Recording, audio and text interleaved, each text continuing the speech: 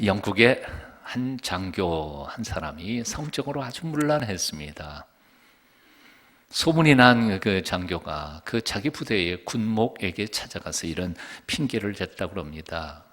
믿는 것은 좋은 일이지만 사실 저는 성경 이해가 되지 않아서 너무 어려워서 잘 못 믿겠습니다. 솔직히.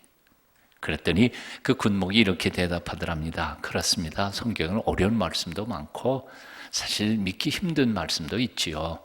그런데 7계명만큼은 어려운 말씀이 아닙니다. 아주 간단하고 단순한 명령입니다. 7계명 뭔 계명이에요?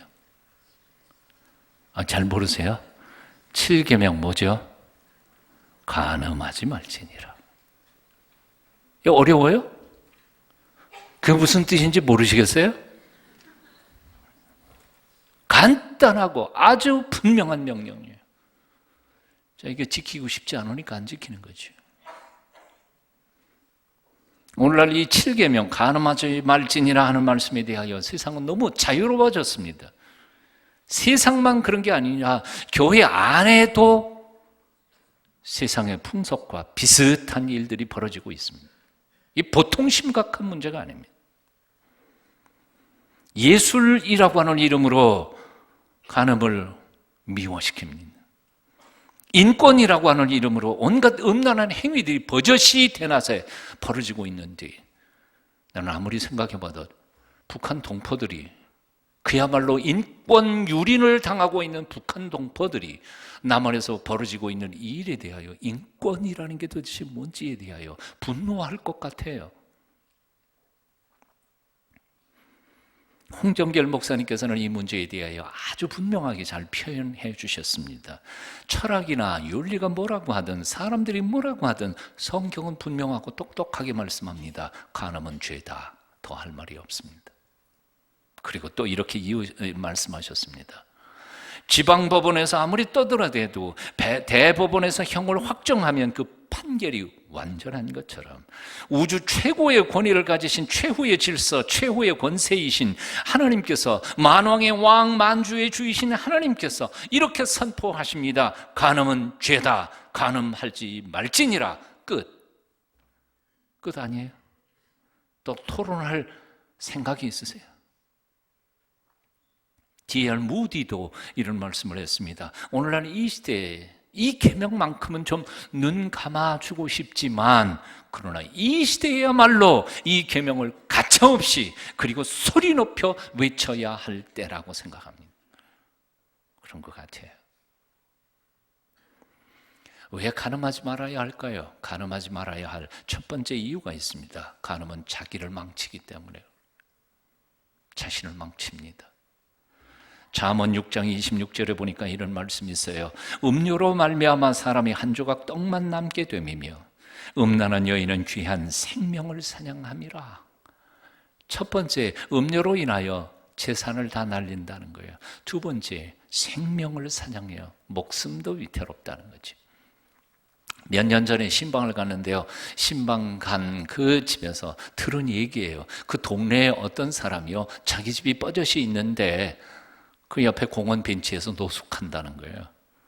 그런 기가 막힌 일이 왜 생겼냐? 그리고 궁금해서 물었더니 그 아저씨가 어떤 여자를 만났는데 그 여자하고 돈이 없으니까 자기 집에 전세를 놔놓고 그 돈을 가지고 전세살이를 나간 거예요. 그런데 그 여자가 그 전세금을 이 사람 몰래 빼가지고 도망가 버렸어. 뭔 얘기인지 이해가 되세요? 그러니까 이 남자가 전세 빼가지고 도망갔으니까 그 집에도 못 살 거 아니에요. 그래서 자기 집에는 어떻게 해요? 돈이 없으니 자기 집이라고 그러지만 못 들어가는 거예요. 그러니까 할 수 없이 공원 벤치에서 노숙하고 있는 거예요. 동네 사람들이 이렇게 쳐다보면서 다들 웃는다는 거죠. 참 저 정신없는 사람. 나이 값도 못하는. 음료로 말미암아 사람이 한 조각 떡만 남게 됨이며, 사실은 이 잠언 말씀은요, 그래도 좀 봐주신 것 같아요. 한 조각 떡은 남아있대요. 그렇지만 사실은 생각해보면 한 조각 떡도 안 남아. 잠언 6장 32절에 보면 이런 말씀이 있습니다. 여인과 간음하는 자는 무지한 자라. 이것을 행하는 자는 뭐요? 자기의 영혼을 망하게 하며. 간음하지 말아야 할 첫 번째 이유는 자신을 파괴하기 때문입니다. 재물을 잃고 건강을 잃고 목숨도 잃고 심지어는 자기 영혼까지도 망치기 때문입니다. 두 번째 이유가 있습니다. 간음은 개인적인 것뿐만 아니라 가정과 사회를 파괴하기 때문에 그렇습니다. 오늘 본문 히브리서 13장 4절은 이렇게 말씀합니다. 모든 사람은 혼인을 귀하게 여기며 침소를 더럽히지 말지어다. 침소를 더럽힌다는 말이 무엇입니까? 혼인 외에 성적인 관계를 맺는 것을 말합니다. 성은 하나님이 축복하시는 결혼 관계 안에서만 허락된 성스럽고 그리고 비밀스러운 관계입니다. 그래서 이 원리를 깨는 순간 결혼은 더 이상 행복이 아니라 저주가 되어버립니다. 가정은 그 순간부터 더 이상 천국이 아니라 지옥이 되어버립니다. 간음은 가정을 파괴합니다. 행복한 가정을 지옥으로 만드는 겁니다. 간음은 단순히 한 가정을 파괴하는 것으로 끝나지 않습니다. 나아가서 크나큰 사회 문제를 일으킵니다. 간음은 적어도 한 가정을 깼든지 아니면 두 가정을 깨버리든지, 그리고 그 깨진 가정 속에서 자라나는 아이들로 하여금 범죄자로 만들 때가 수도 없이 많습니다. 중국의 속담에 이런 말이 있지요. 부서진 둥지에는 깨진 알들만 가득하다. 부서진 둥지에 알이 온전하겠어요? 파괴된 가정에서 자란 사람들은 자신들도 본의 아니게 그런 아픔을 겪고, 또한 통계적으로 보면 이 사회의 대부분의 범죄자들이 바로 그 깨진 가정 속에서 자라난 사람들이라는 것이 사실입니다. 이 아픔인 거죠. 그 사람들의 죄가 아니에요. 부모님의 죄예요.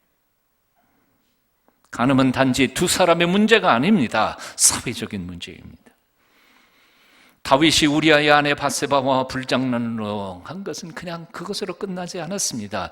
다윗은 그 일을 감추기 위하여 바세바의 남편 우리아를 살인 교사해서 죽여버렸습니다. 살인죄, 음란의 살인으로 가요. 두 번째는 그 두 사람 사이에서 낳은 아들을 하나님이 데려가 버리셨습니다. 그 이후에 다윗의 가문에는 아버지가 그딴 짓 했으니까 자식놈들도 배워서 다윗의 가문에는 음란의 문제가 얼마나 복잡하게 얽히고 설켜 가는지 모릅니다. 그리고 다윗 한 사람의 범죄로 인하여 이스라엘은 국가적으로 얼마나 많은 고통과 아픔을 겪게 됩니까? 로마 제국이 어떻게 멸망당했습니까? 타락한 성윤리 때문에 망했다고 역사가들은 증언하고 있습니다.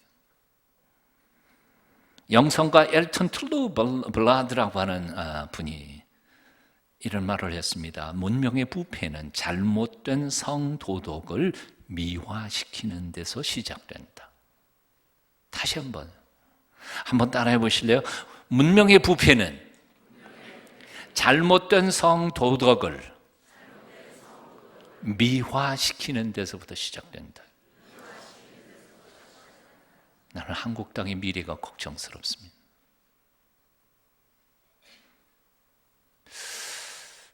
참 걱정해요. 초등학생, 중고등학생들이 그냥 여과 없이 모바일 폰에서, 인터넷에서 별의별 것들을 보고 있습니다. 간음하지 말아야 할 세 번째 이유가 있습니다. 하나님의 심판이 있기 때문에 그렇습니다. 요한계시록 21장 8절에 보면 두 번째 사망, 즉 영원한 사망에 들어갈 사람들을 이렇게 적어놓고 있습니다. 음행하는 자들과 술객들과 우상 숭배자들과 모든 거짓말하는 자들은 불과 유황으로 타는 못에 참여하리니 이것이 둘째 사망이라. 에베소 5장 5절도 말씀합니다. 음행하는 자나 더러운 자나 탐하는 자 곧 우상 숭배자는 다 그리스도와 하나님의 나라에 기업을 얻지 못할지니. 하나님의 나라는 거룩한 나라입니다. 성결한 나라입니다. 그래서 간음함으로 더럽힌 영혼들은 들어갈 수 없는 나라입니다. 그래서 어떤 분은 자기 자신을 향하여 날마다 이렇게 외친다고 합니다. 내 영혼이요 정욕의 불이 뜨거워질 때마다 지옥불을 기억하거라. 내 영혼이요, 내 육체의 정욕의 불이 탈 때마다 지옥불을 기억하거라. 에베소 5장 3절은 이렇게 말씀합니다. 여러분 뜻을 생각하면서 같이 읽어보실까요? 함께 읽습니다. 시작. 음행과 온갖 더러운 것과 탐욕은 너희 중에서 그 이름이라도 부르지 말라. 이는 성도에게 마땅한 바니라. 이름이라도, 더러운 과에 입에도 담지 말라는. 성 어거스틴이 아주 방탕한 삶을 살았지 않아요. 그리고 회개하고 돌아왔는데 예전에 알던 여자가 길거리에서 만났습니다. 그 어거스틴이 자꾸 피하니까 이 여인이 쫓아오면서 이렇게 말하는 겁니다. 나예요, 나 몰라요? 그러니까 어거스틴이 뭐라고 얘기했냐면, 너는 너지만 나는 옛날의 내가 아니란다. 그러고 가버리다는 거예요. 별로 감동을 못 받으시면 사람 바뀌었어요. 옛날에 그런 사람 아니라고요. 자, 이 문제에 대하여, 이 심각한 문제에 대해, 어쩌면 재산 날리고 자기 몸도 상하고 아니면 자기 영혼까지도 잃어버릴 수 있는 이 심각한 문제에 대하여 우리는 어떻게 대처할 것입니까? 첫째로 피하는 겁니다. 피하라. 한번 따라해 보시겠습니다. 피하라. 디모데후서 2장 22절은 명령합니다. 네가 청년의 정욕을 피하라. 청년의 정욕을 피하라. 피합니다. 사단과 마귀와는 싸워야 합니다. 대적해야 합니다. 이겨야 합니다. 밤낮 도망다니다가 보면 항상 우리는 질 수밖에 없어요. 그러니까 싸워야 돼. 이겨야 돼.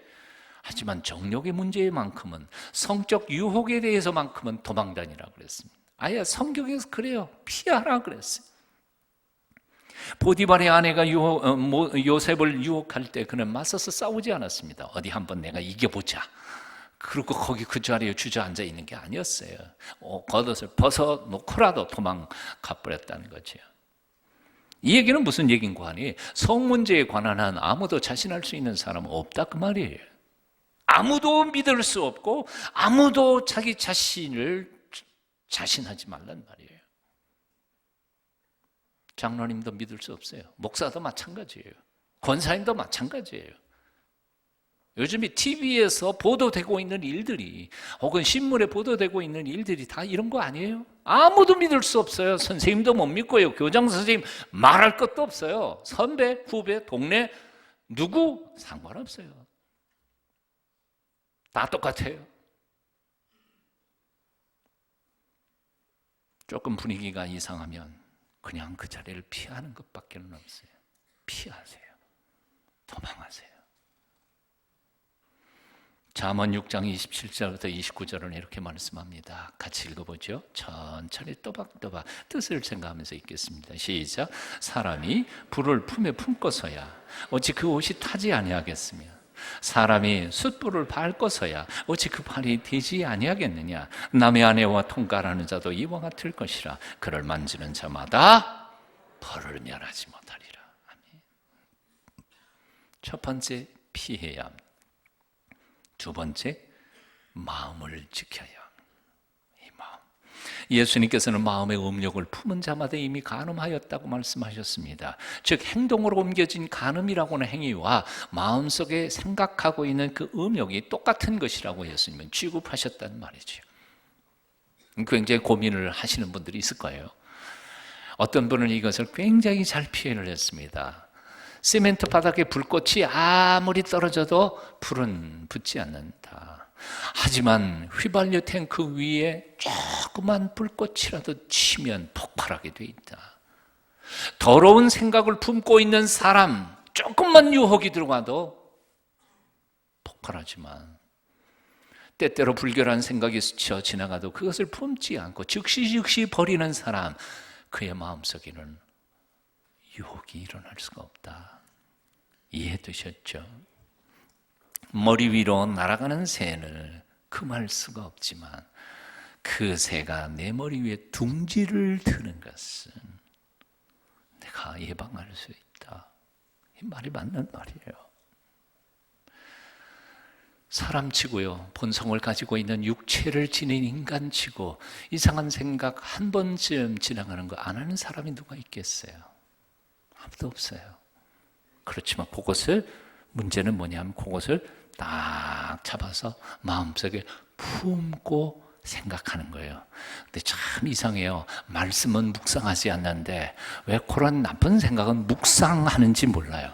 성경은 공부하지 않으면서 그런 생각은 연구해요. 버리라고요, 버리라고. 지나가면 그럴 수 있어요, 연기 아니니까요. 생각나면 버리는 거예요. 버리는 거예요. 다 이리 지나가면 버리고요. 뱀알을 품으면 뱀이 나오고요. 분노를 품으면 살인하게 되는 것처럼 음욕을 품고 있으면 간음하게 된다는 것이죠. 불결한 생각을 품지 마십시오. 나쁜 생각을 묵상하지 마십시오. 연구하지 마십시오. 한번 따라해 보실래요? 사탄아, 물러가라! 그러면 돼요. 내 마음속에 이상한 생각 지나면 이놈, 음란 마귀야 물러가라. 사탄아 물러가라. 마음을 깨끗하게 지키기 위해 두 가지 구체적인 지침이 있습니다. 첫째는 부지런히 충성되게 일하는 것입니다. 분주한 삶에는 잡생각이 들어갈 여유가 없게 돼 있습니다. 다윗이 왜 간음죄를 범하게 됐습니까? 자기 부하들은 지금 전쟁터에 가고 피를 흘리면서 전쟁하고 있는데 자기는 궁궐에서 낮잠 자다가 눈 뜨고 일어나니까 이런 이상한 생각이 든 거지요. 대개의 사람들의 문제가 뭐냐 하면 할 일이 없다고 보니까요. 6.25 때 결혼한 지 3개월 만에 남편이 학도병으로 끌려갔습니다. 그리고 죽었습니다. 전사했어요. 결혼 생활을 평생에 3개월밖에 못했어요. 그 3개월 결혼에 아이를 베고 그 아이를 낳았습니다. 하나밖에 없는 외아들이죠. 그리고 7남매, 시동생, 시누이가 7남매가 있었는데 어른들이 다 없으니까 다 키웠어요. 그러니까 8명을 키운 거예요. 자식을 혼자서. 혼자 몸으로 저 부산에서 어떻게 키웠겠어요? 그분이 다행히 넥타이 만드는 기술이 있고 뭐 그래가지고 다 재봉틀 자기가 해가지고 만들어서 저 국제시장에서 1개, 2개 널어놓고 팔아서 그렇게 해서 8남매를 키웠어요. 제가 심호하던 교회의 권사님 얘기예요. 권사님 댁에 가서 신방을 하면서 얘기 저 얘기 나누다 권사님 정말 대단하세요. 얼마나 힘드셨겠어요. 그러다가 내가 웃자고 하려고. 그런데 유혹도 많으셨겠어요. 그랬더니 씩 웃으면서 한다는 얘기가 유혹이요? 밥 벌어먹고 살기 바쁜데 무슨 너무 유혹이에요? 나는 가난했던 게 하나님이 주신 축복이었어요. 평생을 이렇게 내 힘으로 이렇게 지킨 게 아니었고요. 너무 정신없이 애 키우고 뭐 그러다가 보니까 나는 이렇게 살게 된 것뿐이지요. 사랑하는 여러분, 잡념이 들지 않도록 열심히 사십시오. 학교만 졸업하면 공부 안 해요? 아니요. 죽는 날까지 책 읽읍시다. 우리 동순교 교인들은 60, 70 넘어가도 책 읽는 사람들이 됐으면 좋겠어요. 마지막 눈 감는 순간까지 공부하는 사람들이 됐으면 좋겠어요. 그래야 성숙해가는 거 아니겠어요? 책, 뭐 굳이 꼭 책, 성경 읽으시면 되죠. 성경이 책 중에 책인데요. 기도하십시오. 신방하십시오. 전도가 폭발하십시오. 1:1 하십시오. 그것만 하려고 해도 얼마나 정신없이 바쁘겠어요? 네? 아무것도 안 하고 맨날 집에서 엉뚱한 생각만 하니까 그 엉뚱한 짓거리를 벌리는 거지요. 뜨끔하시는 분들이 좀 있을 것 같아요. 두 번째, 마음의 정결함을 지키는 방법은 보고 듣고 그리고 말하는 것을 조심하는 겁니다. 유혹이 어디서부터 옵니까? 보는 데서 와요. 듣는 데서 와요. 말하는 데서 와요. 자, 하와가 왜 사탄의 유혹 당했습니까? 여자가 그 나무 선악과를 본즉 먹음직도 하고 보암직도 하고 지혜롭게 할 만큼 탐스러웠기 때문이지요. 거기다가 사탄이 속삭임을 듣고 나니까 그냥 넘어가 버리고 만 것이지요. 예수님께서 만일 내 오른눈이 너로 실족케 하거든 빼어내버리라. 내 백체 중 하나가 없어지고 온몸이 지옥불에 던지우지 않는 것이 낫느니라. 만일 내 오른손이 너로 실족케 하거든 잘라내버리라. 내 백체 중 하나가 없어지고 온몸이 지옥에 던지우지 않은 것이 유익하니라. 이 말씀을 언제 하신 건지 아세요? 간음하지 말지니라는 계명을 설명하실 때 말씀하신 거예요. 눈으로 보는 것을 조심하십시오. 듣는 것도 조심하십시오.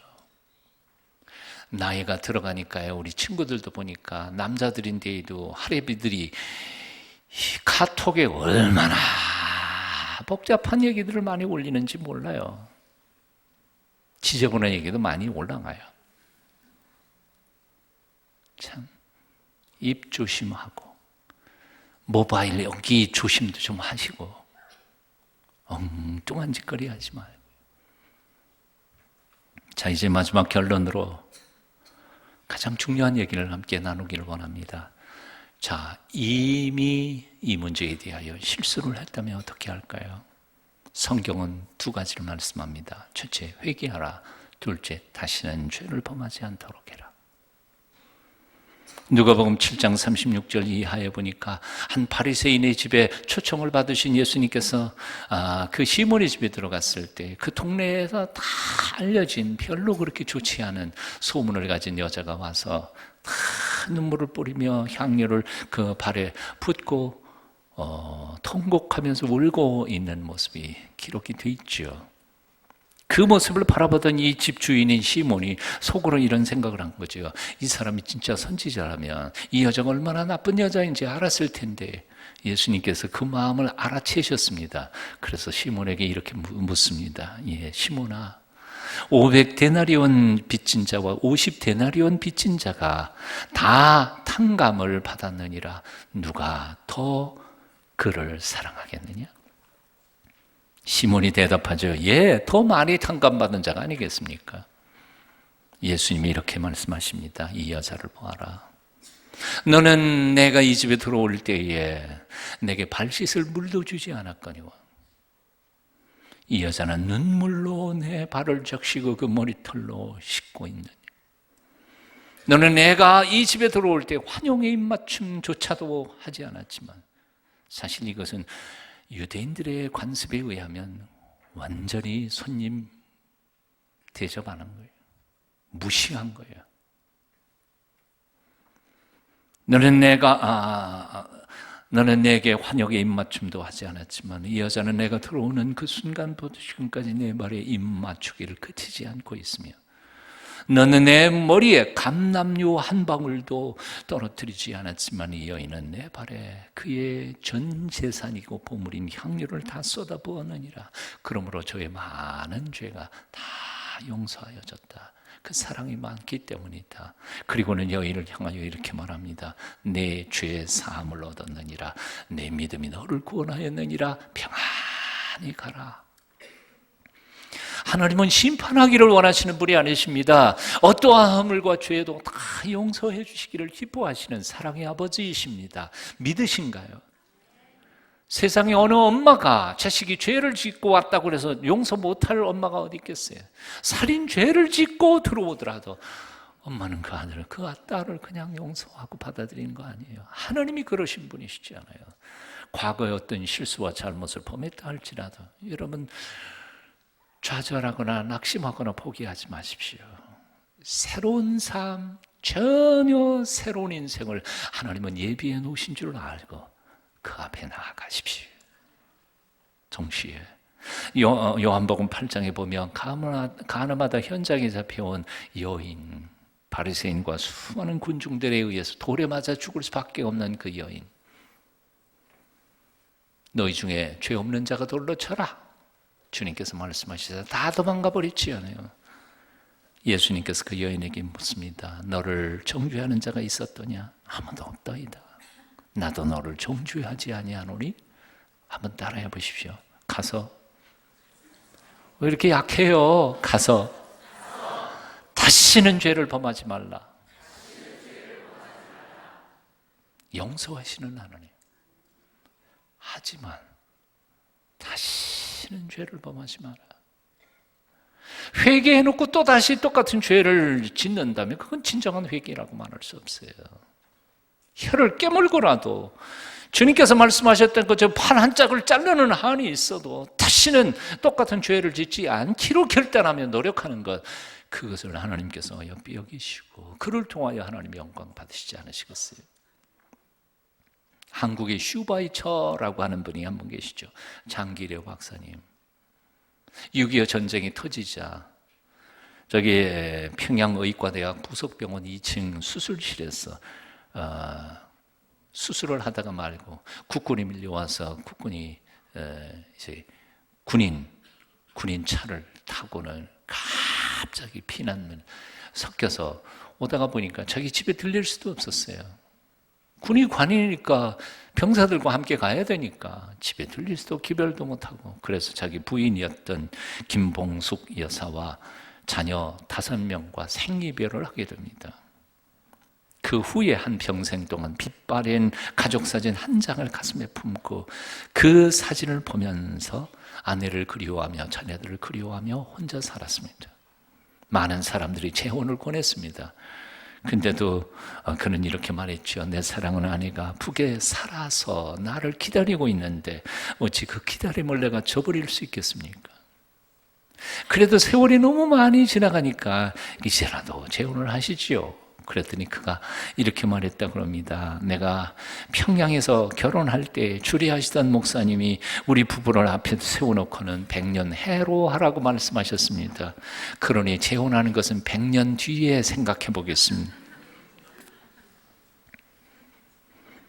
그렇게 말한 밤이면 밤중에 꿈에서 저기 아내가 나타나 환하게 웃으면서 격려하는 것 같더랍니다. 진짜 맞다는 얘기가 아니고 1990년대 초에 그는 미국에 있는 어느 친척을 통해서 북한에 아내와 5 자녀들이 무사히 잘 살고 있다는 소식을 듣습니다. 그때가 마침 남북 이산 가족들 상봉하기 시작했던 시절이었는데 그는 어느 신문 지상에다가 사랑하는 아내에게 애틋한 애절한 아내에게 보내는 편지를 공개합니다. 그 가운데 조금 읽어드릴게요. 여보, 40년이 흘러 80이 된 지금 여보라는 호칭이 어색하게 느껴집니다. 40년을 나만에 살면서 재혼하라 하는 권유도 많이 들었다오. 그러나 당신에게 한 스스로의 언약, 우리 사랑은 영원하다. 만일 우리 둘 중 누가 하나라도 세상을 떠나게 된다면 이 사랑은 없어지는 것이 아니다. 이 사랑은 우리가 육으로 있을 때뿐만 아니라 떠나 있을 때에도 영원히 꺼지지 않는 생명의 사랑이다 라고 한 말을 상기하며 나는 당신을 지금까지 기다렸어. 여보, 몇 년 전 남북한에 이산 가족들이 몇 명씩 남과 북을 방문하며 해후에 기쁨을 나누고 돌아온 것을 기억하지요. 난들 왜 가보고 싶지 않겠어?